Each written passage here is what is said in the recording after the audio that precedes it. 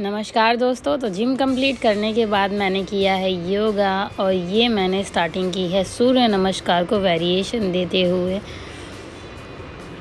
योगा करने से आपकी फुल बॉडी की स्ट्रेचिंग होती है। आप देख ही सकते हैं ये जो मैंने आगे लेग करके सर को टच करने की कोशिश की है, उससे पूरी बॉडी पे पूरी लेग पे और थाइस पे स्ट्रेच आता है। उसके बाद आपकी आराम से स्प्लिट खुल जाती है, जो कि मैंने खोल ली है, आपने देखा।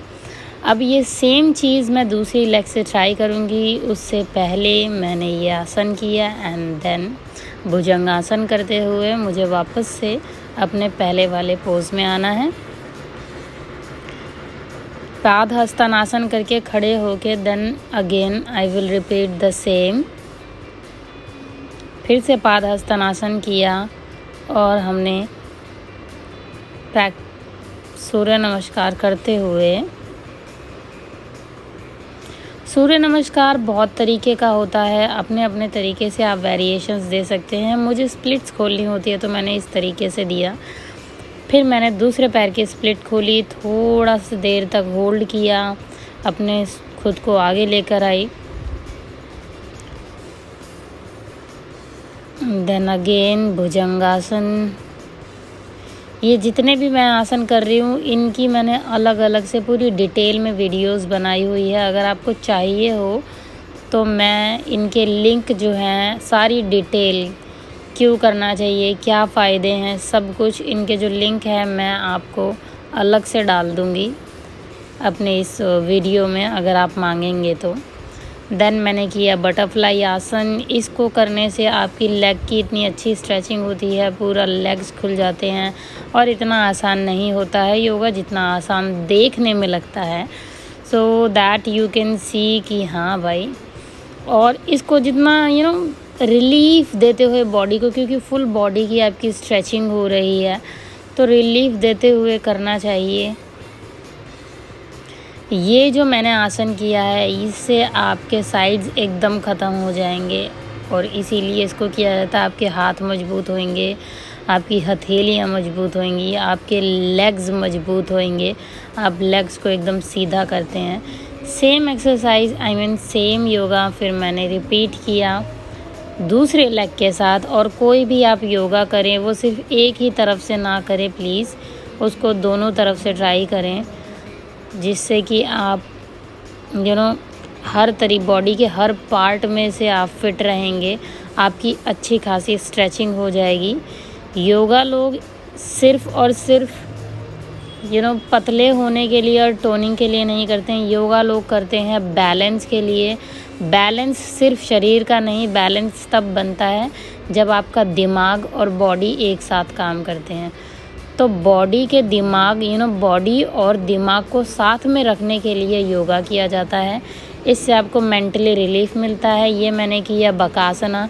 अब आपको लग रहा होगा मैं लेग्स ऊपर कर रही हूँ, हाथ पे मैंने पूरा वज़न दे रखा है, लेकिन ये सिर्फ बॉडी से नहीं हो रहा, इसमें पूरा ध्यान मैं एक तरफ एकत्रित करती हूँ। ये आधे से ज़्यादा जो भी योगा है वो आपका दिमाग से होता है, आपका फोकस से होता है। इससे आपका फोकस बढ़ता है, आपकी एकाग्रता बढ़ती है।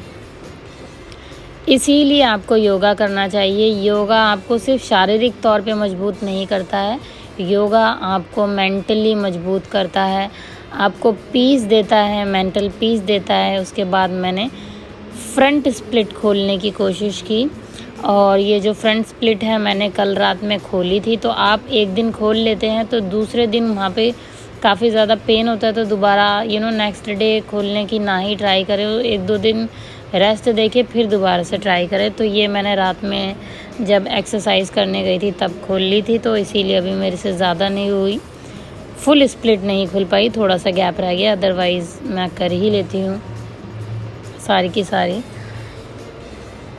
ये जो मैं आसन कर रही हूँ ना, ये सारे आसनों में सबसे ज़्यादा अच्छा आसन है। और ये जो अभी मैं दोनों हाथों पे अपना ज़ोर देते हुए, पैरों को ऊपर उठाते हुए जो कर रही हूँ, इससे आप बाबा रामदेव को सुनते होंगे तो आपको वहाँ से भी पता चला होगा कि इससे आपकी पेट की चर्बी कट जाती है, हाथों की चर्बी कट जाती है, हाथ मजबूत हो जाते हैं, पेट मजबूत हो जाते हैं, पैर मजबूत हो जाते हैं। उसके बाद किया मैंने उष्ट्रासन, जिसे कैमल पोज भी बोलते हैं, और ये चेस्ट ओपनिंग के लिए होता है।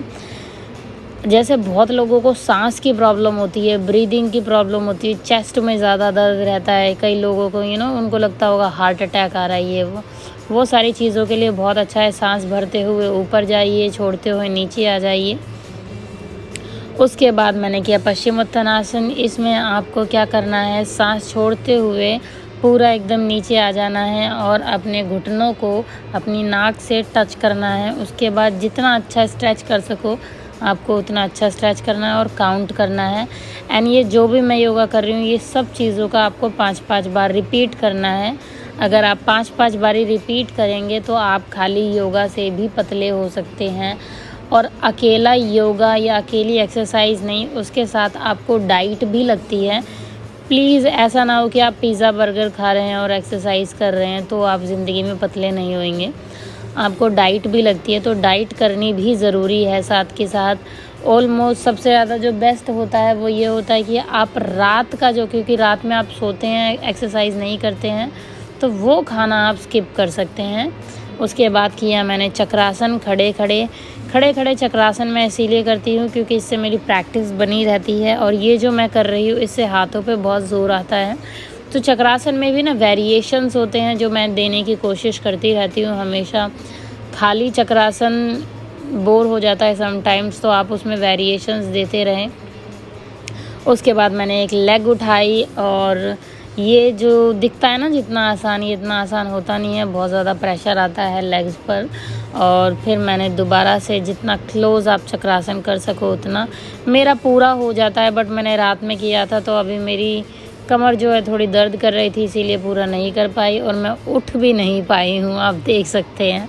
वैसे मैं उठ जाती हूँ, ये समटाइम्स इट हैपन्स। हर बार आप परफेक्ट चीज़ें नहीं कर सकते हो, कभी कभी आप नहीं परफेक्ट भी करते हैं, कभी कभी नॉर्मल भी, कई बार बिल्कुल भी नहीं होता है, तो वो सारी चीज़ें हैं। बट योगा करना बहुत ज़्यादा ज़रूरी है। अगर आप 1 घंटा एक्सरसाइज को देते हैं तो प्लीज़ आधा घंटा योगा को भी दें। उसके बाद मैंने किया पादहस्तानासन। सांस छोड़ते हुए नीचे आए और अपने टांगों को एकदम सीधा रख के नाक को वही सेम टच करने की कोशिश करें अपने घुटनों पे, जितना हो सके शुरुआत में उतना करें। उसके बाद मैं अपने हाथों को पीछे ले जाते हुए मैं जितना मेरे से स्ट्रेच हो सकता है, खाली पादहस्तानासन तो नहीं कर सकते जब आप एडवांस योगा करते हैं, तो इसीलिए मैं थोड़ा एडवांस योगा करती हूँ। तो ये मैंने अंदर स्ट्रेच किया अपनी बॉडी को जितना मेरे से हो सका। बस उसके बाद मैंने किया हैगा शीर्षासना, और शीर्षासना जो है वो बहुत ज़्यादा ज़रूरी होता है। क्यों ज़रूरी होता है, आप ज़िंदगी भर पैरों पे खड़े रहते हैं तो आपका जो ब्लड है वो सारा नीचे की साइड जाता है, आप दिमाग पे तो कभी जाता ही नहीं ना ब्लड। तो इसीलिए शीर्षासना ज़रूरी होता है, ताकि आपका जो ब्लड फ्लो है उसको भी पता चले कि उसे दिमाग में भी जाना है, और वो आपके जो मेंटल इश्यूज़ हैं वो सारे ठीक करे। आपके बाल अगर झड़ रहे हैं या बाल अगर आपके सफ़ेद हो गए हैं तो ये उसको भी अच्छा करता है। इसको आप बैलेंस बनाकर जितनी देर तक रखना चाहें आप 10 मिनट्स तक रख सकते हैं। तो बस ये इसीलिए शीर्षासना बहुत ज़्यादा ज़रूरी है। ज़िंदगी में कभी भी एक्सरसाइज करो ना तो ये चीज़ ज़रूर सीख लेना, ये मस्ट होती है, क्योंकि उस टाइम पे आपका खून जो है वो गर्म होता है, ज़्यादा एक्टिव होता है, तो जो ब्लड फ्लो है वो आसानी से आपके सर में जा सकता है, जिससे कि आपको मेंटल जो भी चीज़ें होती हैं वो उनसे रिलीफ़ मिल सकता है, न्यूरोलॉजिकल चीज़ों से रिलीफ़ मिल सकता है। ये जो मैं कर रही हूँ ये बेबी पोज़ है, इसको आरामदायक पोज़ बोलते हैं। वो भी मतलब जो आपको बॉडी को रिलीफ़ देना हो तब आप वो कर सकते हैं। देन मैंने की कुछ लेग की स्ट्रेचिंग, और ये जो मैं अंगूठा पकड़ के करने की कोशिश कर रही हूँ ये मुझसे नहीं हुआ तो मैंने ऐसे कर लिया। मैं जब सॉक्स पकड़ती हूँ तो सॉक्स का कोना पकड़ के मैं कर लेती हूँ, आपने देखा ही होगा। तो सॉक्स नहीं पहनी हुई थी तो इसीलिए फिर मुझे वो करना पड़ा। देन मैंने किया बटरफ्लाई आसन। इसके दुनिया भर के फ़ायदे हैं, फीमेल्स को तो स्पेशली ये करना चाहिए। बटरफ्लाई आसन बहुत ज़्यादा इम्पॉर्टेंट है आपके शरीर के लिए। बस उसके बाद किया मैंने गोमुखासन, और ये जो है ये आपकी फुल बॉडी को काफ़ी ज़्यादा अच्छा स्ट्रेच दे देता है। तो इसको आप बैठ के और खड़े होके दोनों तरीके से कर सकते हैं। एक तरफ से रिपीट कीजिए, उसको होल्ड कीजिए, देन दोबारा से दूसरी लेग के साथ कीजिए और उसको रिपीट कीजिए, एंड देन थोड़ी देर होल्ड कीजिए और फिर इसको आप वापस से रिपीट कर सकते हैं। आपकी बॉडी का स्ट्रेच काफ़ी ज़्यादा अच्छा हो जाएगा। तो ये था मेरा आज का योगा। आई जस्ट होप आप लोगों को अच्छा लगा हो। Thank you so much guys for watching.